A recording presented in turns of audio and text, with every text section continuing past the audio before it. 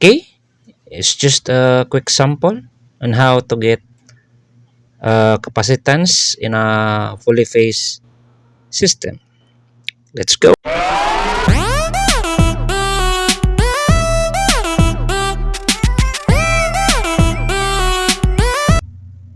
A balanced three-phase star connected load of 150 kilowatts takes a leading current of 100 ampere with a line voltage of 1100 volts, 50 hertz.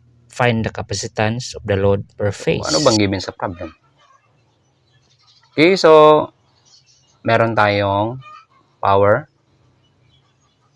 which is 150,000 watts or 150 kilowatts, and we have the current of 100 ampere. We also have the voltage which is 1100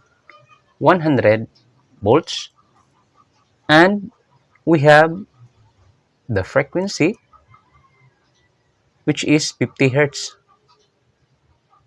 Okay, so ano bang hinahanap sa problem? Di ang hinahanap lang sa problem naman ay the capacitance per phase. Now, to answer that directly, we need to consider first this formula, which is the capacitance equals the power over 6 pi times frequency times the voltage squared sine theta cos theta.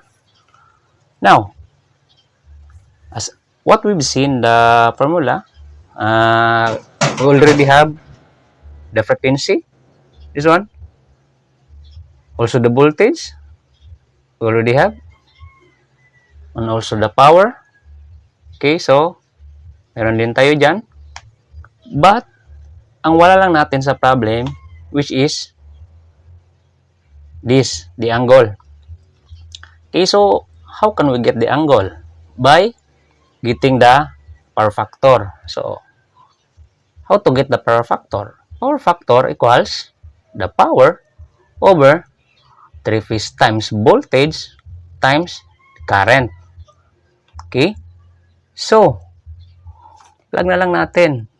Meron tayong power which is 150,000 watts over 3 times the voltage which is 1,100 over square root of 3 times 100.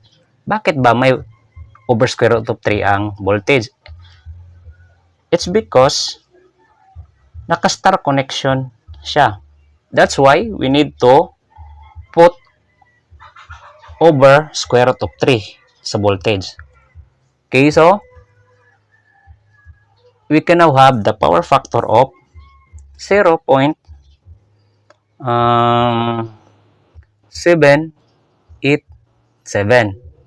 Okay, so meron na tayong power factor. Okay, so substitute lang natin dito sa formula. Okay, so tandaan, the power factor that we had is 0.787. Okay, so erase mo natin to saglit kasi hindi magkasya. Okay, tandaan natin yung power factor ha. Okay, so now let's plug the value. Okay, so meron tayong power which is 150,000 watts. Okay, and then we have 6 pi times the frequency which is 50 hertz times the voltage which is 1,100 over square root of 3. Mayroong square root of 3 yan dahil star connection to, times sine yung power factor kanina. Okay? Which is 0.787 times, di ka siya sa babala natin nalagay. the cos theta, which is also called the power factor, yung kanina, 0.787. Okay, so meron na tayong value sa capacitance per phase, which is